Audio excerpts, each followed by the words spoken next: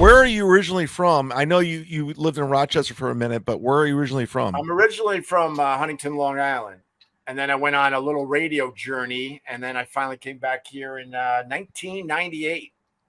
So how did you and Brother Wease become like connected? I got into radio at a very young age. I don't say the age anymore because that's another thing they make fun of me for. It's Anthony. He's a fucking douchebag. It's like, I tell people that I've been doing this since I was 18. That's something to brag about. Like I knew what I wanted to do when I was 18 years old. How many people know what they want to do at 18 years old?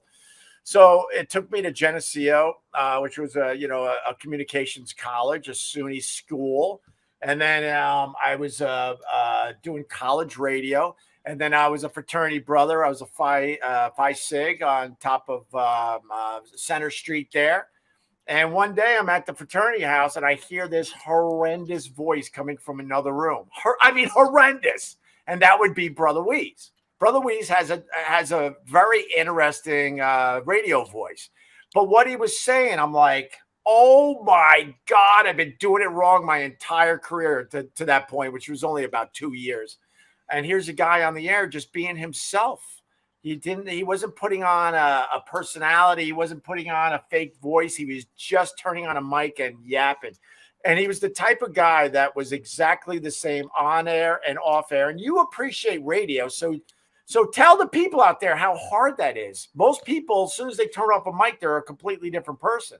I'm different when I turn this off, but I'm getting closer and closer to being the same guy on and off air after all these years. My little radio career from Geneseo, I started at a tiny station called CQ 102, Hit Music and More in Geneva, New York. We played Anita Baker and Led Zeppelin.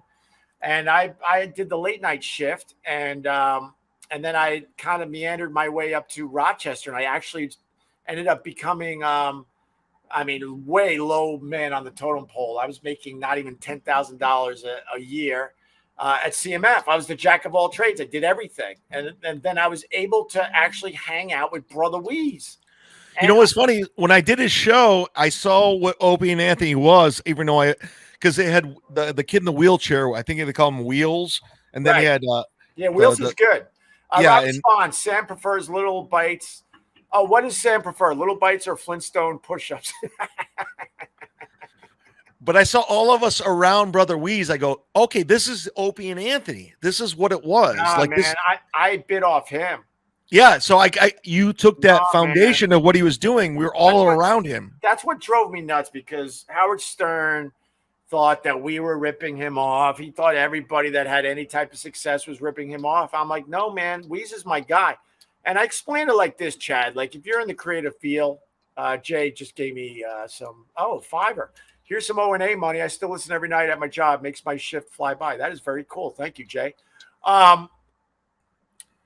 So when you go into a creative field, you have your influences, right? Yeah. You got to make sure you don't become a cover band. So you have your influences, and then you learn from that, and then you make it something new and different. And that's what I was able to do. I do believe. And that's the difference. A lot of guys don't do that. There's a lot of guys live streaming right now. They're just copying another live streamer. They're not making it their own. So they're basically just a cover band, man. Right.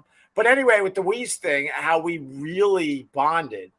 You're not going to believe this, Chad, but when I was younger, I was a damn good-looking guy, and I believe it. And I had my way with the ladies. And same with me.